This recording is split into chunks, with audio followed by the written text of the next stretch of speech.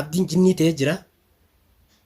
Akkanuma halau jee hulaa xara godheetu bakkuma qilleensaa jee qeequte bahar jinnootatti ergee jinnoonni osuma inni taa'u bakka fide amma anaatu balloon fidaa jee qe'ee gabbee balloo akkam godhee fiduu deema dhiiroo abdi balloo akkam gootee fiduu deemta saba yoomuma eegumaan si biraa deeme kana ergumaan si biraa achas bee kana booda akkana jinnii taate basaanuu ijaan si arguu hin danda'u jechuudha haala kamittiin si arga jinnii taatanii dhumta siif himiyaanuyi anuma qafaa hin siidha jechuudha. Illaa isin waan jinnii taataniif namni kun hundinuu yoonii fi gartee barbaadee isiniin harkata waan ta'eef anuma kasaayibee keessanii kana naanneessanii anuma kana arrabsanii anuma kana abaaran. Jinnoonni keessan hordoftoota keessanis bakkuma jirutti qilleensa wahii itti fide jechuudha. Nama kana kan qilleensarra jirus keessan bira jirees bakkuma jiranitti akkuma taane gootan jechuu bara. Amma gaa balloodha fiduu kute abdiini balloo akkatti fidu gaa mee walumaan ilaalla.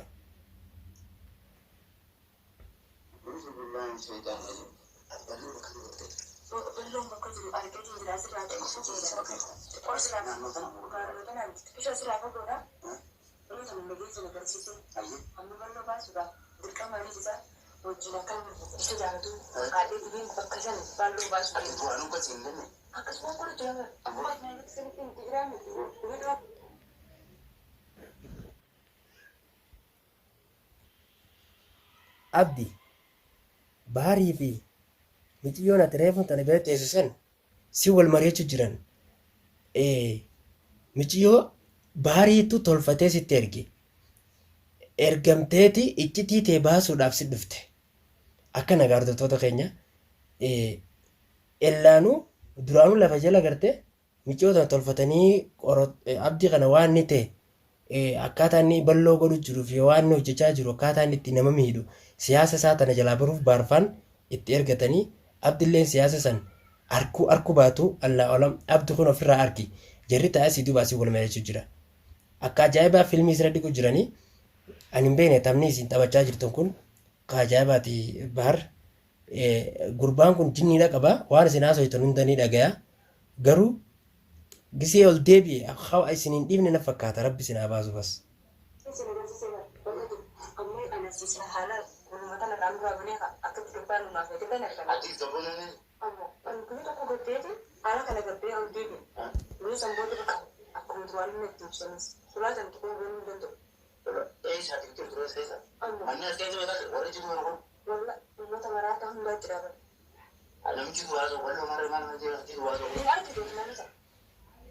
Sagaleen dhageessu nama saniin arginu amma taanti jira kaan arginu dhalaaleen halkan kana kunoo dhagee mucaan jammaata walitti qabateeti dachiin rabbiitiin hundi maraataa fi fayyaa hunda walitti qabee dachiin jinnoonni kun akkanuma rabbashaa shubbisaa bulas hin jan jinnoonni abdiidha dhalan jenne dhiiran jenne akkanuma shubbisaa bulan jan kun olaal pop jammaata ta'ee jammaata ajaa'ibaa jechuudha siifin kudhate laayikii qabda abdii.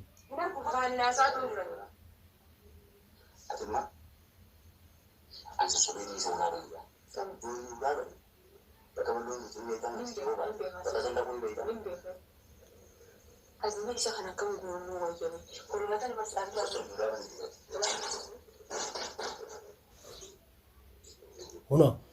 Huna ulaa kan godhiga waa balloo fidee dhufe waa haasoo kana jinnoonni waan isin haasoo jirtan tana isin jalaa fuudhee geessee fi isin qaxaaqatuudha isinitti ol deebi'u atis akkuma balloofatti isin maraachuu ta'a. Isin maaliif haasoitan? Osoo inni isin quban qabne maaliif haasoitan? Kun ogaa jinnoonni geessee fi ulaa isin irra dhadha'ee akka ta'u ta'e goda seentan laalladha. Waan reefuu tana haasoo jirtanii irra wal mari'achuu jirtanis akka ati baarsii ergees gurbaan si dhagee jira. Jinnoonnis geessee fi jira. Rabbi isin haa baasu.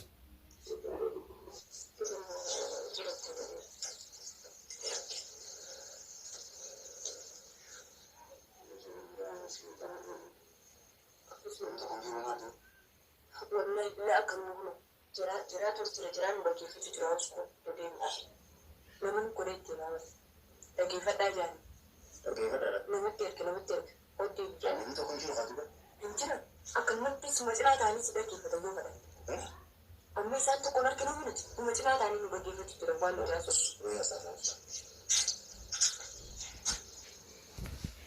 Bismillah shaitaan rajim. Baal qabneetu jaanni ba.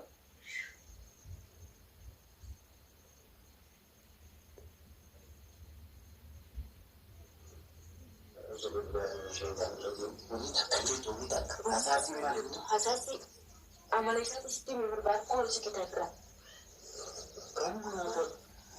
Laanuu kareeffamu tan akkasitti ulaa dhadhee alaa akkasitti shashaqamsanii haasawanii maal jaansan jara malee abdii miti. Balaan buute wahi balaan buute kunoo namni jinnii ta'ee dhume. Laa ilaaha illallah Muhammad Rasulullah. Duba isinoo manuma jinniin jirtu kana keessa akkamatti amantanii tattaa'u jirtan. Miciyoo diimtuu tanaa fi bahareen baaraa beek. Amantanii kamitti isin jarri isinii dhufu jira. Yoo qabanii xii godhanii isin keessaa lubbuu tana baasunoo akkam taatarree isin. Rabbi isin haa baasu gaa. Waan isin godhuun qabu. Qoolchi kitaabira.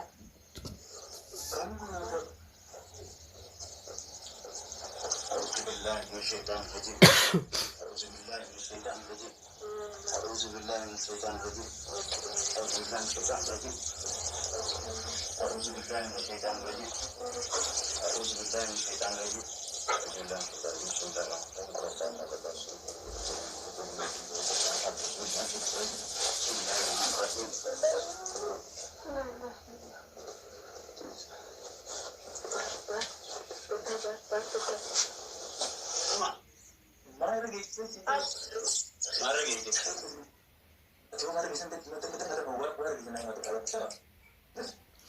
Ati maal godhattee biraa kutte maal rageessan giseettu nam mari'adhaattee keessee biraa kutte jarsi mari'achuu jira maal jechuun jinnoonni kee maal eega nam mari'adhaattee keessee moo hay maal ta'uudhaaf maal rageessan jettaan akkam taatteen qoy maal jechuudha abdiin hangalle jarsi wal mari'achuu jira bara garuu waan jinnii qabduuf maan taatu si wal mari'achaa jiran rabbi si haa baasu.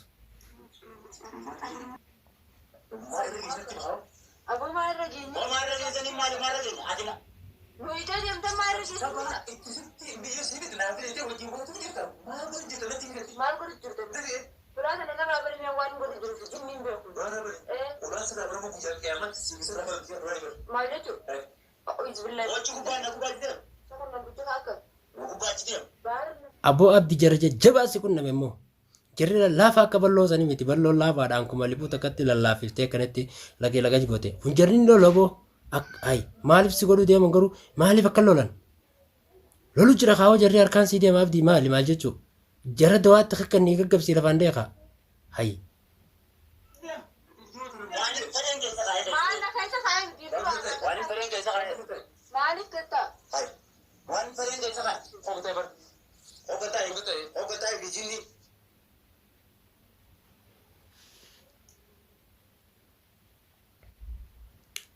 Viidiyoo biraa laaleetiin waan isaan hojjetan akka isaan ta'an waliin isinitti deebi'a.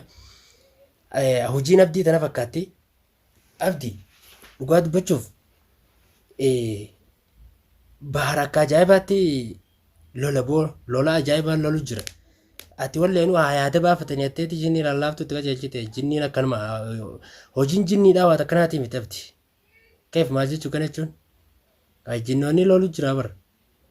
Jechuun baharii fi micoo lolu jiran maal jechuudha hayyalalee garuu anna dhibu barsiisummaan akkasii barsiise kun sheekinummaan ajaa'ibaa akkanatti gartee iccitii jinnii bira dhaqanii dawaa fudhatanii ittiin gartee nama akkana sharaasharsiistee nama akkanatti wal qabattee teessuun kun sheenummaan akkasii barsiise kunoo sheekaa kami maallaqa meeqa baaftee kanniteef yoo maallaqa anaa sirra qaba moojinnoonni kun korbeessaa fi hoolaadhaa fi lukkuudha fadhajan san qaqqaluuf jirta mataa irraa kukuchiifteetti nyaachisuuf jirtaan isaa walleenuu.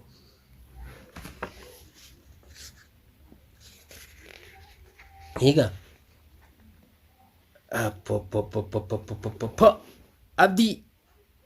abdii leenca abdii leenca taatee jirta leenca taate leenca taate leenca biraan kun jinnii taate ay akkana taanaan kalaas manaan an jirus anis waan nan dalaguu fi waan inni naasa hunda na dhageesse jechuudha.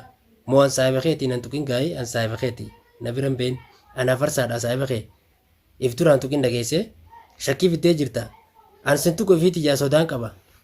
Sodaan an si sodaadhu gartee an nama jinnii jiru kana ni sodaadha. Hay siiruma san irratti mana oolaa siiriin allaagisee qoyite jinni taati. Siiriin qoyitee siifi kimiyaas kuna jinnii goote. Kimiyaallee rakkoo addaarra jirti ati immoo hayyalalee. Takkaa hojii qatee sini tanaan hin agarre addunyaa dhaladheen kana. Hordoftoota kiyya an dhaamsaan isinii dhaamu. Ani afarsaan qulqulluudha nama tuquu miti. Warra nama tuqu kana gaafa hojiirra oolchitan gara kiyyaas deebi'aa rakkoo tiyyaas yoo feetan karaa feetanitti feetan telefoonaan feetan karaa miseenjaraatiin narra dawwalaa na gaafadhaa yookaan qaamaan na bira kottaa na gaafadhaa. Ani qulqullumaan akka gartee taa'ee haasoo kana nama tokko gartee kan gartee afarsaan nu miidha jee na himatu nama tokko akkana gartee natti as baasa. An qulqulluu namaati. Dura jara kan nama miidhu akka abdii kana galmaan gayaadha. Tuqaadha xiqqishuma takka qeensa kan akkatti irraa cabsuu miti suuraa bira kaadhaan jekaan jeesanitti suuraa bira kaadhaan agarsiisan sin jee akkasitti isin nama jajjabattiin isin beeka. Warri gartee nama arrabsitan kan nama isin jala goone maal ta'uu akkana ta'uu isin akkas warri jettan kun takkasitti ammallee dhaamsi lama daakaniin isin dhaamu warri komentii barreessitan ammaa asirra deebi'eetumaan dubbadha mashaqqaan gootan wallaahi dhugaa rabbii azaan gootanii jirtan gartee isin rakkoon teessan yoo sammuun isin yaaduu dadhabde deemaa wallaa nama warra keessanii dawwalaa deemaadha miseeji abbaa keetii fi haadha keetii barreessi an miseeji naan barreessin dhageesse deemi janadhu yoo feeti harmallaan dhiiraatiif harmallaan dhalaatiis mashaqqaan gootan namni sammuu yaaddu gaafa komentii abaarsaa namaa godhuun qabu. Tan lamada jannataa fi azaaba isin turkaa qaba. Jannataa fi azaaba isin turkaa qabaa hin sinin jeebar. Abbaan fadheewu ka jannata seenu fi kan azaaba seenu rabbii tokkicha harkaa qaba. Feetu amantii musliimaa qabaadhu, feetu amantii kiristaanaa qabaadhu, feetu amantii ortodoksii qabaadhu. Allahu alam kun hojiin hojii rabbii tokkichaati. Inni guddate ol ta'e nutii fiifu jireenya keenya lubbuu teenya takkitti deemtuu tana liqeeffannee deemu jiraan. Rabbii tokkicha harkaan qabaa oollee buluudhaaf nyaannee dhuguudhaaf hin jiraannu. Oollee buluun tarabbiiti nyaadhu dhuguunis tarabbiiti. Tana hojjedhu tana dhiisi tola hojjedhu gaarii hojjedhuunis tarabbiiti. Qaceelloon isuma biraa rabbiin haa qajeelchu yoo du'aa namaa gootan irra wayyu. Akka keessa kun hama nama fakkaata namni nama arrabsu namni quba nama laannaan hadiisa warri baratanii jirtan yoo ta'es ni beektan. Ati quba namatti laatinii jee rabbiin akka amantii musliimaatti. Quba namatti laatinii teetuma beekii yoo dandeesse gorsii karaarra deebisuudhaaf gorsi malee hin abaarinii hin arrabsinii isin je nillee hin jajjinii ni isin ajaa'ibinii jee rabbiin. Isin kitaaba karaa duwwaa baratan immoo musliima kitaaba amantii biraa hin barannee hin beeku. Amantummaan feeteewuu karaa gartee waa'ee dhimma namaa tuqurratti kan nama ajajja hin jiru hin dhageenye takkaan. Keessa gaddeebi'aa baradhaa warramsan beeyni. Ankanumaan hin baratanii hin beeka akkasitti. Maal jechuu? Ati jannata silaa lubbuu teenya tana ilma namaa harka keessa kaa'e rabbiin isin silaa guyyarraa nu kaaftanii nu jeeftan ka adabbii keessa yaa rabbii kee ati guddatte kan nagartee wahuma takka illee mataa addaan nu qabee jireenya keenyaas bakka irraa jiraannus jannata keenyaas akka itti seennus nuuf qopheessite suma oolte yaa rabbi Allahu akbar.